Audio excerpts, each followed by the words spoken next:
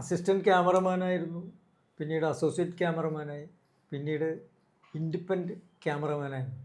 ആദ്യം ചെയ്ത സിനിമ, ആ സിനിമയുടെ പ്രത്യേകതകൾ എന്തൊക്കെയാണ്?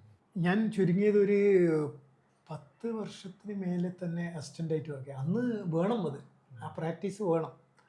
അത് തന്നെ ആ അസിസ്റ്റൻറ്റ് ഡയറക്ടർ ആയിരിക്കുന്ന സമയത്ത് തന്നെ നമുക്ക് ചില സമയമെല്ലാം ചില ക്ലാഷ് വർക്ക് വരും. ഇപ്പോൾ എൻ്റെ ക്യാമറാമാന് ഒരു 2 പടം 3 പടമെല്ലാം ഒന്നിച്ചിട്ട് വന്ന അവസ്ഥകൾ ഉണ്ടായിട്ടുണ്ട്. ഒന്ന് കൊടൈക്കനാൽ ഷൂട്ടിംഗ് ആയിരിക്കും, ഒന്ന് മധുരയിൽ ഷൂട്ടിംഗ് ആയിരിക്കും, ഒന്ന് വേറെ ഊട്ടിയോ ഇവിടെ. ഒരു അസിസ്റ്റൻ്റ് അതിന് പോകും, ഞാൻ സെക്കൻഡ് വരുന്ന അസിസ്റ്റൻ്റാണ്. ഒരു ഫസ്റ്റ് അസിസ്റ്റൻറ്റ് നമ്മുടെ പഴയ നിത്യയെ കല്യാണം കഴിച്ച രവീന്ദ്രയായിരുന്നു, ചിന്നത്തമ്പി ചെയ്ത ക്യാമറാമാനാണ്. മൂപ്പരായിരുന്നു എനിക്ക് മേലെ ഉണ്ടായിരുന്നത്. അദ്ദേഹം വേറൊരു പടത്തിന് പോകും. പെട്ടെന്ന് അടുത്ത ഊഴം എനിക്കാ വരുന്നത്. നമുക്ക് പേടിയുണ്ടാവും, എന്താ വെച്ചാൽ ഫിലിമിൽ ഷൂട്ട് ചെയ്യുന്ന എന്തെങ്കിലും ഒരു ഇന്നത്തെ പോലെ ഡിജിറ്റൽ അല്ല. നമുക്ക് ചെറിയൊരു ഷേക്ക് വന്നാലോ അല്ല ഒരു ചെറിയ എന്തെങ്കിലും ഒരു പ്രശ്നം ആരെങ്കിലും ഒന്ന് എത്തി നോക്കിയാലോ നമ്മുടെ കാര്യം പോക്കാം. പിന്നെ നമ്മുടെ പണി പോയി. ഇത്രയും കാലം വർക്ക് ചെയ്താലും ക്യാമറയിൽ വർക്ക് ചെയ്യാൻ ഭയങ്കര പേടിയായിരുന്നു. എന്താ പറഞ്ഞാൽ ധൈര്യമില്ല, കിട്ടൂല, ആർക്കും കിട്ടൂല. അത് എന്താ പറഞ്ഞാൽ അത് ക്യാമറമാൻ മാത്രമേ എന്താണ് എന്നുള്ളത് അറിയൂ. സിനിമ ആദ്യമായിട്ട് കാണുന്നത് നമ്മളാ. അപ്പൊ ആ പൂർണ്ണ ഉത്തരവാദിത്വം നമുക്കാണ്. അപ്പൊ അങ്ങനെ ഇരിക്കുകയാണ് എനിക്ക് നമ്മുടെ ഗംഗയമരന്റെ ഒരു പടം എങ്കവൂർ പാട്ടുക്കരൻ, അതിൽ ആശാ ബോൺസിലെ പാടിയ ഒരു പാട്ട്, അത് എനിക്കാണ് വരുന്നത് ആദ്യമായിട്ട് പാട്ട് എടുക്കാൻ വേണ്ടിയിട്ട്. എനിക്ക് തലേ ദിവസം ഫീവറാ, പേടിച്ചിട്ട് ക്യാമറാമാൻ ഇല്ല. അത് ഫസ്റ്റ് അസിസ്റ്റന്റ്, അത് വേറൊരു പടത്തിന് പോയി. 3 പടം വരുമ്പോൾ അഡ്ജസ്റ്റ് ചെയ്യണ്ടേ. ഇത് എനിക്ക് വന്ന് പെട്ടു, ഇത് പെടലാണ്. ഈശ്വര, ഞാൻ പേടിച്ചു. എന്തെങ്കിലും ഒന്ന് സംഭവിച്ചു പോയാൽ തീർന്നു, കൈ വിറച്ചു പോയാൽ പോയി. ഫസ്റ്റ് തന്നെ ട്രാക്കിലെല്ലാം ബാലൻസ് ചെയ്ത് പിടിക്കുക എന്ന് പറഞ്ഞാൽ ഭയങ്കര കഷ്ടമാണ്. എന്താ പറഞ്ഞാൽ കണ്ണ് അതിൽ കോൺസെൻട്രേഷൻ വേണം, ആർട്ടിസ്റ്റിൻ്റെ ഫേസ് വേണം, ലൈറ്റ് ശ്രദ്ധിക്കണം, ഈ താളം ശ്രദ്ധിക്കണം, ട്രോളി തള്ളുന്ന അവരെ മൂവ്മെൻറ്റ് കറക്റ്റായിട്ട് ശ്രദ്ധിക്കണം. ഇത് ഇത്രയും ശ്രദ്ധകൾ നമ്മളെ തലയിൽ. എന്താ പറഞ്ഞാൽ ഒരു ഷോട്ട് മിസ്സായി പോയാൽ, ഫിലിം ഒരടി പോയാൽ അന്ന് കാശ് എത്ര പോകും, അത് ഭയങ്കര പ്രശ്നമാണ്. അതുകൊണ്ട് പ്രൊഡ്യൂസറെ അടുത്തുനിന്നും ഡയറക്ടറെ അടുത്തുനിന്നും എല്ലാവരുടെ അടുത്തുനിന്നും തെറി കേൾക്കേണ്ടി. അപ്പോൾ അതുകൊണ്ട് ആ പാട്ട് എനിക്ക് ആദ്യം വന്നു. നല്ലൊരു മരുന്ന്, ഒരു ഗുളിക, പനിക്കൊരു മരുന്നും കഴിച്ച് അങ്ങോട്ട് ഇറങ്ങി പാട്ട് ഷൂട്ട് ചെയ്തു. ഫുള്ളില്ല, കുറച്ച്, എന്നാലും അത് നമ്മൾ കാണണമല്ലോ. 10-20 ദിവസം കഴിഞ്ഞതിന് ശേഷം കാണും. പക്ഷേ അമർ സാർ തന്നെ എന്നെ വിളിച്ചു പറഞ്ഞു നന്നായിട്ടുണ്ട്. അപ്പോൾ ഒരു ചെറിയൊരു കോൺഫിഡൻസ് നമുക്ക് ഇങ്ങനെ കയറി വരും. ഒരു യുദ്ധമായിരുന്നു. യുദ്ധം 10 കൊല്ലവും പഠിച്ചാലും തീരൂല ഇത്. അത്രയും സംഭവങ്ങളാണ്. എന്താ ഇന്നൊന്നും വേണ്ട, ഇന്ന് മൊബൈൽ എടുത്ത് പിടിച്ച് ഷൂട്ട് ചെയ്താൽ അത് വെച്ച കണക്കാ, ഇല്ലെങ്കിൽ അത് മായ്ച്ച് വേറെന്തും ആക്കാം, ഒരു പ്രശ്നമില്ല. അന്ന് അതല്ല. അന്ന് അത്രക്ക് ഉത്തരവാദിത്വത്തോടു കൂടി ചെയ്യേണ്ട ഒരു വർക്കാണ് ക്യാമറാമാൻ്റെത്. ആ ഇടയ്ക്കാണ് എനിക്ക് എൻ്റെ രാജകളിയമ്മൻ എന്ന് പറയുന്ന വലിയൊരു കമ്പനിയാണ് തമിഴ്. അവരുടെ കുറേ അസിസ്റ്റൻ്റായിട്ട് ഞാൻ കുറേ പടങ്ങൾ ചെയ്തു. അങ്ങനെ ഇരിക്കുകയാണ് ഒരു ചിന്നത്തമ്പി എന്ന് പറയുന്ന ഒരു പടം ഉണ്ടല്ലോ. ആ പടം വേറെ ഒരു ക്യാമറമാനായിരുന്നു, രാജരാജനായിരുന്നു, പൂജ ചെയ്തു. രണ്ടാമത് നോക്കുമ്പോൾ അത് അയാൾക്ക് എന്തോ സമയമില്ലാത്തതുകൊണ്ട് മാറി. ചിന്നത്തമ്പി അങ്ങനെ ഓടുന്നൊന്നും ആരും ചിന്തിച്ചിട്ടൊന്നുമില്ല. പ്രഭുവിൻ്റെ കൂടെ പ്രഭുവിൻ്റെ ചിന്നത്തമ്പി പ്രഭുവിൻ്റെ ഈ പടത്തിൽ ക്യാമറാമാനായിട്ട് വന്ന് എൻ്റെ ഗുരു വാസു സാറിൻ്റെ പടം. വാസു സാറിൻ്റെ കുറേ പടങ്ങൾ ഞങ്ങൾ കണ്ടിന്യൂ ചെയ്തിരുന്നു. അങ്ങനെയുള്ള പരിചയത്തിലാണ് എനിക്ക് മേലെ ഉണ്ടായിരുന്ന രവീന്ദ്രനെ ആ പടത്തിന് സജസ്റ്റ് ചെയ്തു. അന്നെല്ലാം ഭയങ്കരമായിട്ട് ഇൻട്രസ്റ്റ് ആയിട്ട് വർക്ക്. എന്തുകൊണ്ടോ എൻ്റെ അടുത്തേക്ക് ഈ പടം വന്നിരുന്നു. വാസു സാറിൻ്റെ അസിസ്റ്റൻ്റ് മറ്റേ എന്നെ വിളിച്ചു പറഞ്ഞു പടം ചെയ്യുന്നുണ്ടോ ചോദിച്ചു. ഞാൻ പറഞ്ഞു വേണ്ട, ധൈര്യമില്ല, സത്യം വേണ്ട എന്ന് പറഞ്ഞ പടം വിട്ട പടമാണ്. അത് എങ്ങനെ വന്നത് എനിക്കറിയില്ല, വാസു സാർ അറിഞ്ഞാണോ വന്നതെന്നും അറിയില്ല. അങ്ങനെ ഞാൻ വേണ്ട എന്ന് പറഞ്ഞ് വിട്ട പടമാണ് ആ ചിന്നത്തമ്പി. അതൊന്ന് ഇൻഡിപെൻഡൻ്റ് ആയിട്ടുള്ള ഒരു പടം. ആ പടം നമ്മുടെ ഭാരതിരാജൻ്റെ അളിയനാണ് ഡയറക്ടർ, മനോജ് കുമാർ എന്ന് പറയുക നല്ല ഒരു മധുരൈ തമിഴ് കൾച്ചറുള്ള ഒരു വ്യക്തിയാണ്. മോശമില്ലാത്ത സ്നേഹവും ചില കുറച്ച് ടെൻഷനും ഉണ്ട്, ഭയങ്കര ടെൻഷനാണ്. അതെല്ലാം നമുക്ക് എന്താ പറയുക സഹിക്കുക, ഇതെല്ലാം സഹിക്കണം. ചില സമയമെല്ലാം പല തെറി വരെ കേൾക്കേണ്ടി വരും. ഫസ്റ്റ് പടമല്ലേ. അങ്ങനെ ആ പടം ഞാൻ ഏറ്റെടുക്കുന്നു. ശരത് കുമാർ ഹീറോ, കനക ഹീറോയിൻ. പടത്തിൻ്റെ പേര് ചാമുണ്ടി. അതിൽ കുറേ രസകരമായിട്ടുള്ള കാര്യങ്ങളുണ്ട്. ലൊക്കേഷൻ നോക്കാൻ പോയി ഗോപിച്ചെട്ടിപ്പാളയം. പല ലൊക്കേഷനും ഇങ്ങനെ കാണുന്ന സമയത്ത് വലിയൊരു വീട് കണ്ടു. അപ്പോൾ ഞാൻ പറഞ്ഞു, ഡയറക്ടർ അടുത്ത് പറഞ്ഞു നമ്മുടെ വികാരങ്ങൾ ആ സമയത്ത് എങ്ങനെയാണ് ഫോട്ടോഗ്രാഫി കൊണ്ടുവരണ്ടല്ലോ, നമ്മളെ ലൈഫാ. അത് അത്രക്ക് ചെയ്ത് കഴിഞ്ഞാലേ നമുക്ക് നാളെ പടം കിട്ടുള്ളൂ. അപ്പം അത് അത്ര ഗംഭീരമാക്കണം എന്നുള്ള ആ ഇൻട്രസ്റ്റ് കൊണ്ട് ഞാനിങ്ങനെ ഡയറക്ടർ അടുത്ത് ഞാൻ പറഞ്ഞു, സാർ ഇതൊരു 24 ഇട്ട് വെച്ച് നല്ല ഇങ്ങനെ വെച്ച് കഴിഞ്ഞാൽ ഭയങ്കര, പറയാൻ പാടുണ്ടോ എന്നൊന്നും എനിക്കറിയില്ല, പക്ഷെ അത് അയാൾക്ക് ഭയങ്കരമായിട്ട് ഇഷ്ടപ്പെട്ടില്ല. അയാൾ പറഞ്ഞു അത് ഇങ്ങനെ എന്നെ നോക്കി, ഞാനല്ലേ ചിന്തിക്കേണ്ടത് എന്നുള്ള. ഞാൻ പിന്നെ വല്ല സൈലൻ്റായി. എൻ്റെ പ്രൊഡ്യൂസർ എൻ്റെ അടുത്ത സുഹൃത്താണ്, ആ ഗ്രൂപ്പ് എന്താ പറഞ്ഞാൽ എത്രയോ പടങ്ങൾ ചെയ്തിട്ടുണ്ട്.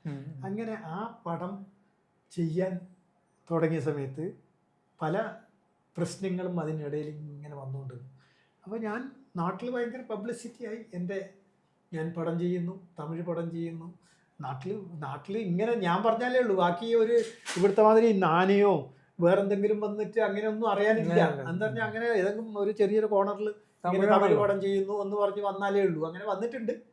എന്നാലും നമ്മൾ കുറച്ച് പബ്ലിസിറ്റി കൊടുത്ത് ഭയങ്കരമായ കല്യാണം കഴിച്ചിട്ടില്ല. നമ്മളെ റേഞ്ച് കൂട്ടണമല്ലോ നാട്ടിൽ. അപ്പോൾ എൻ്റെ ആഗ്രഹം എന്താ പറഞ്ഞാൽ 2 പടം മൊത്തം ചെയ്താൽ മതി ജീവിതത്തിൽ. എന്താ പറഞ്ഞാൽ സ്ക്രീനിൽ നമ്മുടെ പേര് കണ്ടാൽ മതി, അത് തീർന്നു, അതോടെ നമ്മളെ മതി. പിന്നെ കല്യാണത്തിന് മാത്രമല്ല എന്നാലും ഒരു ക്യാമറമാനായി അറിയപ്പെടുക, അത് മതി. അതുകൊണ്ട് സന്തോഷമാണ്. എന്താ പറഞ്ഞാൽ അത്രയും ഒരു 10 കൊല്ലം നമ്മൾ പഠിച്ചതിന് ഒരു ഇത്, പിന്നെ കിട്ടുന്നത് തലയിലെഴുത്താം. നമ്മൾ ഭാഗ്യം പോലെയുണ്ടോ നമ്മളെ. പക്ഷെ ആദ്യത്തെ പടം നന്നായി ചെയ്യണം എന്നുള്ള ഇതുകൊണ്ട് തന്നെ ഞാൻ എന്ത് ചെയ്തു പറഞ്ഞാൽ, ആ സമയത്താണ് ഈ ദളപതി ഇറങ്ങിയ കുറച്ച് കാലം മുമ്പ്. ഈ ദളപതി പടം എന്നെ ഭയങ്കരമായിട്ട് ആകർഷിച്ചു. അതേമാതിരി സന്തോഷ് ശിവൻ സാറിൻ്റെ വർക്ക് ആ സമയത്ത്. അതിനു മുമ്പേ വന്ന ഒരു പടം പെരുന്തച്ചൻ, ഒരു ഫെസ്റ്റിവലിന് കണ്ടതാണ് ചെന്നൈയിൽ വെച്ചിട്ട്. സന്തോഷ് ശിവൻ സാറിൻ്റെ വർക്ക് എനിക്ക് ഭയങ്കരമായിട്ട് ഇഷ്ടപ്പെട്ട ഒരു പടം. അത് ജീവിതത്തിൽ ഏറ്റവും നല്ല പടങ്ങളിൽ ഒന്നാണ്. ഒരു ക്ലാസിക് ഒന്നത്. മൂന്നാം പിറയെല്ലാം 4 പ്രാവശ്യമോ 5 പ്രാവശ്യമോ കണ്ടിട്ടുണ്ട്. എന്ന് പറഞ്ഞാൽ ഫോട്ടോഗ്രാഫിക്ക് വേണ്ടിയിട്ട്. ദളപതി റേഞ്ച് വേറെ. അതിൽ ഒരു മൂഡ് ലൈറ്റിംഗ് ഉണ്ടായിരുന്നു, ഒരു സോങ് പല ഏകദേശം അത് ആ പടം മൊത്തം ഒരു മൂഡിൽ കളറാണ്, ഒരു ടോൺ, ഒരു വാം ടോണിൻ്റെ. അതിൽ ആ ഒരു സോങ്ങിൽ ഈ വിളക്കുണ്ട്, ഈ അകൽ വിളക്ക് മീൻസ് ഈ കാർത്തിക ദീപം എന്ന് പറയുന്ന ഒരു ചെരാതിൽ കത്തിച്ച് വെച്ചിട്ട് ഒരു 100,000 ഇതുണ്ടാവും. അപ്പോൾ ചാമുണ്ടി എന്ന പടത്തിൽ ഒരു സോങ് ഉണ്ട്, ഏത്തുംകടി നല്ല കാർത്തിക ദീപം എന്ന് പറയുന്ന ഒരു പാട്ടുണ്ട്. നല്ലൊരു പാട്ടാണ്. അതിൽ ശരത് കുമാർ, കനക ആൻഡ് ഗ്രൂപ്പ്. അത് വലിയൊരു ഗോപിച്ചെട്ടിപ്പാളയത്തിൽ ഒരു അമ്പലം, ഒരു കോവിലിന് ഫുള്ള് ഈ ഇതുണ്ട്, നല്ല ഈ അകൽ വിളക്ക് വെക്കാൻ പറ്റുന്ന, ഈ ചിരാത് വെക്കാൻ പറ്റുന്ന തട്ട്. അപ്പോൾ ഞാൻ ഇത് കണ്ട ഉടനെ ഞാൻ പറഞ്ഞു, നമുക്കിതൊരു ചുരുങ്ങിയത് ഒരു 1000 വിളക്ക് വെച്ച് അങ്ങനെ കത്തിച്ച് വെച്ച് കഴിഞ്ഞാൽ അതിൽ നമുക്ക് പാട്ടെടുക്കാമെന്നെല്ലാം പറയുമ്പോൾ പ്രൊഡ്യൂസറും ഓക്കെ ആയി, ഡയറക്ടറും ഓക്കെ ആയി. ഓക്കെ ബെസ്റ്റ് എന്ന് പറഞ്ഞ് നമ്മൾ അപ്രിഷ്യേറ്റ് ചെയ്തു. സോങ് തുടങ്ങി. ഈ ചിരാത് ഈ അമ്പലത്തിൻ്റെ ഫുള്ളും ഈ ചുറ്റും ഇങ്ങനെ ഒരു 1000-1000 മേലെയുണ്ട് വിളക്ക് ഇങ്ങനെ വെച്ച് അത് കത്തിച്ച്. അപ്പം അതിൻ്റെ ഒരു സോഴ്സ് ഉണ്ട്. മീൻസ് അതിൽ നിന്ന് നമുക്ക് ഫേസിലേക്ക് കിട്ടുന്ന ഒരു ലൈറ്റ്. ഇപ്പോൾ ഒരു ഗ്ലെയർ ഉണ്ടാവും.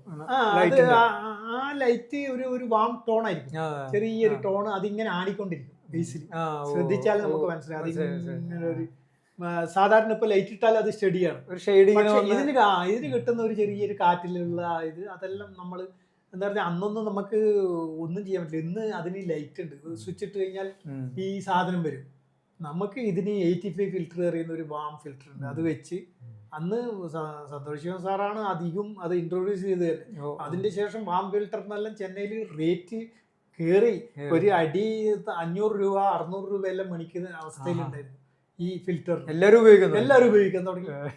അപ്പൊ ഞാൻ ഈ സോങ്ങിന് യൂസ് ചെയ്ത സമയത്ത് അത് ചെറിയ ഒരു സോഴ്സ് ഉണ്ട്. അതിന് നമുക്ക് ഒരു എക്സ്പോഷർ, നമ്മൾ ഈ ലൈറ്റിന്റെ കിട്ടുന്ന അതേ ലൈറ്റിൻ്റെ സോഴ്സിൽ കിട്ടുന്ന എത്ര ലൈറ്റ് ആയിരിക്കും, നമുക്കൊരു 2.8 താഴെ വരുന്ന ഒരു 2.5 റേഞ്ചിൽ നമ്മൾ കൊടുത്തു കഴിഞ്ഞാൽ ഈ ലൈറ്റും ആ ഫേസും തമ്മിലുള്ള, ഇല്ലെങ്കിൽ ചില സമയം ഇത് ഡാർക്ക് ആവും. അതിന് കണക്കാക്കിയിട്ട് ഇവിടെ ഇൻക്രീസ് ചെയ്യാൻ പറ്റില്ല. അപ്പം അത് ആ റേഷ്യോ കറക്റ്റായി നമ്മൾ മെയിൻറ്റെയിൻ ചെയ്യണം. അപ്പോൾ അതിന് കണക്കാക്കിയിട്ട് ഒരു 2.5 ലൈറ്റ് നമ്മൾ എക്സ്പോഷർ ഫേസിൽ കിട്ടുന്ന മാതിരിയാണ് നമ്മൾ ലൈറ്റ് സെറ്റപ്പ് ചെയ്തിരിക്കുന്നത്. അപ്പോൾ അത് വെച്ച് നമ്മളിങ്ങനെ ഹൈ സ്പീഡ് ഫിലിം അപ്പോൾ ഇറങ്ങിയതേ ഉള്ളൂ. 500 AS പണ്ട് 250 AS ഏതെങ്കിലും എടുത്താൽ വരില്ല. ഇത് 500 ആയതുകൊണ്ട് മോശമില്ല, പിന്നെ തിരക്കേടില്ലാതെ ഒരു 2.5 നമുക്ക് അഡ്ജസ്റ്റ് ചെയ്ത് വർക്ക് ചെയ്യാം. അത്രയും ലോ ലൈറ്റ് ഇഷ്ടം പോലെ ഉണ്ട്, നമുക്ക് വെച്ച് ഫേസിൽ ഇട്ട് കൊടുക്കാം. പക്ഷേ ഈ വിളക്കും അതും അതായിട്ടുള്ള ആ ഒരു ബ്ലിങ്കിങ് ഉണ്ടല്ലോ, ഇങ്ങനെ ആടി കളിക്കും ലൈറ്റ്. അപ്പോൾ ആ സോങ് കണ്ടാൽ തന്നെ ഇപ്പോൾ അത് മനസ്സിലാവും. അത് എടുത്ത് ഷൂട്ട് ചെയ്തു.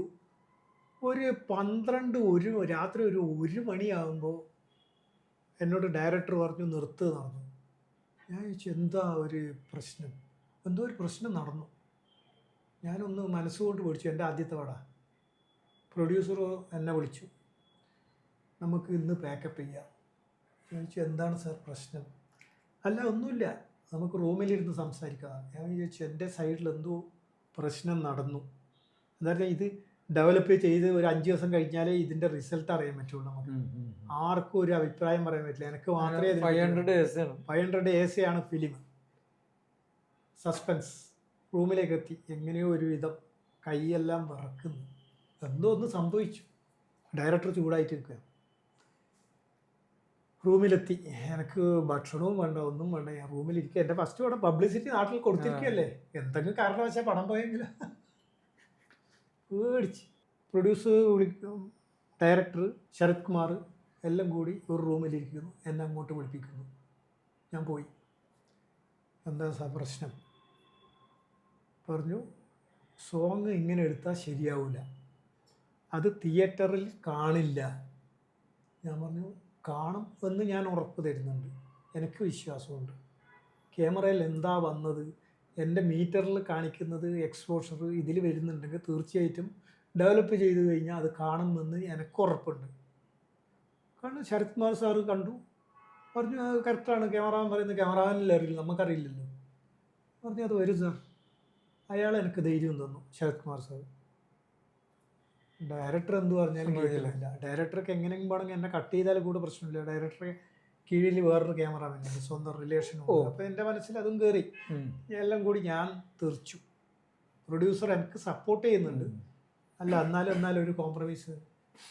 സംഭവം അറിയുമ്പോഴേക്കും എന്താണ് പറഞ്ഞാൽ ചില ദിക്കിൽ ചില പാരകളുണ്ട്. ആ സമയത്ത് ഏറ്റവും വലിയ പാരയായി വന്നത് അതിൻ്റെ സ്റ്റിൽ ഫോട്ടോഗ്രാഫർ എനിക്ക്. എന്തുകൊണ്ടെന്നാൽ അന്ന് സ്റ്റിൽ ഫോട്ടോഗ്രാഫിയിലൊന്നും ഈ ഹൈ സ്പീഡ് ഫിലിം ഇറക്കിയില്ല. ഇയാൾക്ക് സ്റ്റില്ലെടുക്കണമെങ്കിൽ ഷേക്കാവാതെ എടുക്കണമെങ്കിൽ അത്രയും എക്സ്പോഷർ വേണം. ഫേസിൽ നല്ലോണം ലൈറ്റ് ഉണ്ടെങ്കിൽ മാത്രമേ ഇയാളെ ഫിലിമിൽ എക്സ്പോഷർ പുള്ളിക്ക് എടുക്കാൻ പറ്റുന്നില്ല. നാളെ അയാളോട് ചോദിക്കുകയും അയാൾ ആ കാരണം പറഞ്ഞാൽ മതി, ഇത് ലോ ലൈറ്റാണ് അതുകൊണ്ട് എനിക്ക് എടുക്കാൻ പറ്റുന്നില്ല. ഇവൻ എന്ത് പണിയെടുത്തു പറഞ്ഞാൽ ഇവൻ നേരെ അങ്ങോട്ട് പറഞ്ഞു തിയേറ്ററിൽ കാണില്ല, ആരായാലും പേടിക്കായിരിക്കും, ഒരു ഡയറക്ടർ പേടിക്കായിരിക്കുമോ. സോങ് റീഷൂട്ട് ചെയ്യണമെങ്കിൽ ലക്ഷങ്ങളാണ് ഇറക്കേണ്ടത്, എന്ത് ചെയ്യാൻ പറ്റും. ഞാൻ അവസാനം പറഞ്ഞു ഇതിന് ഗ്യാരണ്ടി ഞാനാണ്, ഇത് എൻ്റെ ലൈഫാണ്, ഞാനത് എൻ്റെ ഒരു ആഗ്രഹം കൊണ്ട് ചെയ്തതാണ്, പ്ലീസ് എനിക്ക് അത് മാറ്റാൻ പറയരുത്, നിങ്ങൾ ഫ്ലാറ്റ് ലൈറ്റ് ചെയ്ത് എടുക്കണമെന്ന്. എങ്ങനെയുണ്ടാവും അതിൻ്റെ സൗന്ദര്യം? ശരത് കുമാർ സാർ പറഞ്ഞു അല്ല ക്യാമറാമാൻ ചെയ്യട്ടെ, നമുക്ക് നോക്കാം. പടം തിയേറ്ററിൽ കണ്ടു. ഡയറക്ടർ വന്ന് എന്നെ കെട്ടിപ്പിടിച്ചു, ഇത് സത്യ കളവല്ല, ഇത് സത്യം. ഡയറക്ടർ വന്ന് എന്നെ കെട്ടിപ്പിടിച്ചു. അല്ല തിയേറ്ററിൽ കണ്ടു എന്ന് പറഞ്ഞാൽ ഇത് എക്സ്പോസ് ചെയ്ത് ആ പാട്ട് മാത്രം. അതെ, റഷ്. അത് കംപ്ലീറ്റ് ചെയ്തു. ഞാൻ അങ്ങനെ തന്നെ ഞാൻ ചെയ്യാന്ന് പറഞ്ഞ അപ്പോഴേക്ക് ഇമ്മീഡിയറ്റ് പോയി എടുത്തത്രയും ആ സോങ്ങിന്റെ ക്യാൻ മാത്രം എടുത്ത് അയച്ച് ഡെവലപ്പ് ചെയ്ത് കൊണ്ടുവരാൻ പറഞ്ഞു. കണ്ടു തിയേറ്ററിൽ ഇയാൾ കെട്ടിപ്പിടിച്ചു, കരഞ്ഞു. സത്യം, ഇത് നടന്ന സത്യം. അതിന് ശരത് കുമാർ സാറാണ് എനിക്ക് അത്രയും സപ്പോർട്ട് ചെയ്ത്, എൻ്റെ പ്രൊഡ്യൂസറും. എന്തായാലും ഡയറക്ടർക്ക് അയാളെ കുറ്റം പറഞ്ഞിട്ട് കാര്യമില്ല, പുള്ളിക്ക് അറിയില്ല. മീൻസ് പുള്ളി കാണുന്നില്ലല്ലോ. അപ്പോൾ എനിക്കറിയാം എൻ്റെ എക്സ്പോഷർ 2.5 ഉണ്ട്, അത്രയും ലോ ലൈറ്റിൽ ചെയ്താണ്, അതുകൊണ്ട് കിട്ടും. അതുകൊണ്ട് അത് ഫ്ലാറ്റ് ലൈറ്റിൽ ചെയ്ത അവസ്ഥ എന്തായിരിക്കും? എൻ്റെ ജീവിതം പോയോ? അല്ല പോകുന്നല്ല, സൗന്ദര്യം ഉണ്ടാവില്ല, എക്സ്പോസ് ആവും, സംഭവം ശരി തന്നെ. അപ്പോൾ അതുകൊണ്ട് ബ്യൂട്ടി തീർച്ചയായിട്ടും അത് ആ പടത്തിൽ എനിക്കത് അത്രയും നന്നാക്കി ചെയ്യാൻ പറ്റി എന്നുള്ളതൊരു ചാരിതാർത്ഥ്യമുണ്ട്. പിന്നെ അതിൻ്റെ പടം അവസാനമാവാൻ വരുന്ന സമയത്തും പിന്നെയും പ്രശ്നങ്ങളും വന്നു. ഷൂട്ടിങ് ഫസ്റ്റ് ഷെഡ്യൂൾ കഴിഞ്ഞു ഗോപിച്ചെട്ടിപ്പാളയം. ആ ഷൂട്ടിങ് കഴിഞ്ഞ് ചെന്നൈയിൽ വന്ന് ഫ്രഷെല്ലാം കണ്ടു, ഓക്കെ ആയി. ഞാൻ മനസ്സമാധാനത്തിലിരിക്കുകയാണ്. അപ്പോൾ ഈ അന്ന് നമുക്ക് ഈ കാസറ്റുകളാണ് കുറേ അധികം പാട്ട് വെച്ചിട്ടുള്ള കാസറ്റ് പോകും നാട്ടിലെല്ലാം, ബസ്സിലെല്ലാം വെക്കും. അപ്പോൾ അതിന് പേര് പറയും ഒളിപ്പതിവ് ഉത്പൽ വി നായനാറില്ല, ഞാൻ ഉത്പൽ എന്നാണ് അന്ന് പേര് കൊടുത്തിരുന്നത് ടൈറ്റിൽ. അപ്പോൾ ഇതെല്ലാം കാസറ്റ് ഒരു 100 കാസറ്റ് നമുക്ക് തരും ഓരോ ദിക്കിൽ പബ്ലിസിറ്റിക്ക് വേണ്ടി. അപ്പോൾ എനിക്കും എൻ്റെ ആഗ്രഹങ്ങളല്ലേ, എൻ്റെ നാട്ടിൽ കാഞ്ഞങ്ങാടെല്ലാം ബസ്സിൽ വെക്കും, മറ്റേ പാട്ട് പാടുന്നു, ശാമുണ്ടി പടം, ഇത് ഇന്നാളെ അഭിനയിക്കുന്നത് എല്ലാം തമിഴിൽ തന്നെ, അതിൽ എൻ്റെ പേര് പറയും. ആഹാ, ഇതിനപ്പുറം ചാരിതാർത്ഥി എന്തുകൊണ്ട്, എന്തോ സന്തോഷം, വേറെ എന്തെങ്കിലും വേണം, ഹാപ്പി. ഇതെല്ലാം കഴിഞ്ഞ് ആ സന്തോഷത്തിലിരിക്കുന്ന സമയത്താണ് അടുത്ത ഇടുത്തി പോലെ വരുന്നത്. ഡയറക്ടർ വിളിക്കുന്നു, നിങ്ങൾ ഈ പടം ചെയ്യണ്ട, പകുതി ആയതേ ഉള്ളൂ, സെക്കൻഡ് ഷെഡ്യൂൾ വേറെ. അപ്പോൾ വേറെ ക്യാമറാമാനെ കയറ്റാൻ്റെ പ്ലാനെല്ലാം അവർ തീരുമാനിച്ചു. പ്രൊഡ്യൂസർ എന്നോട് പറഞ്ഞു, ഈ സാരമില്ല, ഇത് എങ്ങനെയെങ്കിലും ഒഴിവാക്കിയേക്ക്, ശരിയാവില്ല. എന്താ പറഞ്ഞാൽ ചില ദിക്കിലെല്ലാം ഞാനും ഡയറക്ടറുമായിട്ട് ഞാൻ അങ്ങോട്ട് അറ്റാക്കില്ല. എന്താ പറഞ്ഞാൽ എൻ്റെ ഫസ്റ്റ് പടം, അല്ലെങ്കിൽ ഞാൻ അങ്ങനെ പോവാറില്ല. എൻ്റെ സ്വഭാവത്തിലൊന്നും ഞാൻ എന്നും അന്ന് മുതലേ ഇത്രയും വലിയ ഡയറക്ടറാണ് അയാൾ, കുറേ പടം ചെയ്തിട്ടുണ്ട്. അയാൾ ശിവാജി ഗണേശനെല്ലാം വെച്ച് ചെയ്ത, അപ്പോൾ നമുക്കൊന്നും അല്ല. എന്നാലും നമ്മുടെ സൈലൻറ്റിൽ നിന്നാൽ മതിയല്ലേ, നമ്മൾ ആരും ഒരു ഉപദ്രവത്തിനും പോയിട്ട്. എന്നിട്ട് അയാൾ എന്നെ മാറ്റാൻ തന്നെ തീരുമാനമെടുത്തു. അപ്പോൾ എന്നോട് പറഞ്ഞു, നിങ്ങൾ ഒപ്പിട്ട് പോയിക്കോളൂ. ഒപ്പിടുക എന്താ പറഞ്ഞാൽ നാളെ ഞാനൊരു കംപ്ലയിൻറ്റ് കൊടുത്താൽ, ഞാനും അതവിടുത്തെ ചെന്നൈയിലത്തെ അസോസിയേഷനിലെ മെമ്പറാണ്. കംപ്ലയിൻറ്റ് വന്നു കഴിഞ്ഞാൽ പടം നിൽക്കും. ഞാൻ സന്തോഷത്തോടു കൂടി ഒപ്പിട്ടു. വീട്ടിൽ വന്നു കരയായിരുന്നു. പടം പോയി, നാട്ടിൽ പബ്ലിസിറ്റി വന്നില്ലേ, ഭയങ്കര. അയാൾ അടുത്ത പടം ഏതാണ് പടത്തിൽ ടൈറ്റിൽ വന്നില്ലെങ്കിൽ എന്തായിരിക്കും അവസ്ഥ? ഭയങ്കര വിചാരം, ജീവിതം തന്നെ വെറുത്തു, ആത്മഹത്യ വരെ ചിന്തിച്ച സന്ദർഭം അത്. എന്തായാലും വേറെ വഴിയില്ല. അപ്പോൾ എനിക്ക് വേറൊരു പടം തരുമോ, ഇത് അറിഞ്ഞു കഴിഞ്ഞാൽ വേറൊരു ഡയറക്ടർ എന്നെ വിളിക്കുമോ? ഇല്ല. ഞാൻ എല്ലാം കൂടി ഇങ്ങനെ ഇരിക്കുന്ന സമയത്ത് എൻ്റെ അടുത്തൊരു സുഹൃത്ത് ആ കമ്പനിയിലുണ്ടായിരുന്നു, ഉദയ് ശങ്കർ എന്ന് പറഞ്ഞ പടത്തിൽ അഭിനയിച്ചൊരു വ്യക്തിയാണ്. ആ പടത്തിൽ അസിസ്റ്റൻറ്റ് ഡയറക്ടർ, പ്രൊഡ്യൂസിങ്ങിൻ്റെ സൈഡെല്ലാം കംപ്ലീറ്റ് നോക്കുന്ന ഈ ഉദയ് ശങ്കർ മുഖാന്തരം മൂപ്പര് എന്നെ വിളിച്ചു പറഞ്ഞു, നിങ്ങളേതായാലും ഈ പടം ചെയ്യും എന്ന് പറഞ്ഞ് വീണ്ടും ജോയിൻ ചെയ്തു. പടം ചെയ്തു. പടം 150 ദിവസത്തിന് മേലെ ചെന്നൈ തിയേറ്ററുകളിൽ തന്നെ ഓടി. അല്ല, ഇതിന്ന് മാറിയില്ല, ചാമുണ്ടിന്ന് മാറിയില്ല. നിങ്ങൾ തന്നെ ഈ പടം ചെയ്തോളൂ എന്ന് പറഞ്ഞ് വീണ്ടും തിരിച്ചു വിളിച്ചു. ഡയറക്ടർ അല്ല വിളിക്കണം, പിന്നെ വേണ്ട എന്ന് പറയുന്ന ഡയറക്ടർ. അതെ, പറഞ്ഞ് പ്രൊഡ്യൂസറുമായിട്ട് കോംപ്രമൈസ് ആയിട്ടുണ്ടാവും. തിരിച്ചു വിളിച്ചു. എന്താ പറഞ്ഞാൽ എൻ്റെ ശാപം ഏൽക്കണ്ട, അതെല്ലാം ഉണ്ടാവുമല്ലോ നമ്മുടെ ഒരു മനസ്സുകൊണ്ടുള്ള. എന്താ പറഞ്ഞാൽ ആ പടത്തിന് ബാധിക്കരുതെന്ന് അവര് പ്രൊഡ്യൂസർ വിചാരിച്ചിട്ടുണ്ടാവും. എല്ലാവരും കൂടി കോംപ്രമൈസ് ആയി പടം എങ്ങനെയെങ്കിലും നിങ്ങൾ ചെയ്ത് തീർക്കുക എന്നുള്ളതായി. അങ്ങനെ പടം ഫിനിഷ് ചെയ്തു. പടം സൂപ്പർ ഹിറ്റ്. ഇതേമാതിരി തന്നെ ആ പ്രൊഡ്യൂസർ വീണ്ടും എന്നെ കെട്ടിപ്പിടിച്ചു. പടം ഫസ്റ്റ്, അത് മനസ്സിൽ ഇന്നും മായാത്ത കുറേ ഓർമ്മകളുണ്ടായിരുന്നു. ശരത് കുമാറും കനകയും അത്രയും സുന്ദരമായിട്ടുള്ള പാട്ട് സീനുകളും, 5 or 6 പാട്ടുണ്ട്, നല്ല പാട്ടുകൾ തന്നെ. അത് ഇപ്പോഴും എൻ്റെ മനസ്സിലൊരു നൊസ്റ്റാൾജിയാണ്. അത് ഇന്നും മനസ്സിൽ സൂക്ഷിക്കുന്നു ആ ഫസ്റ്റ് പടം.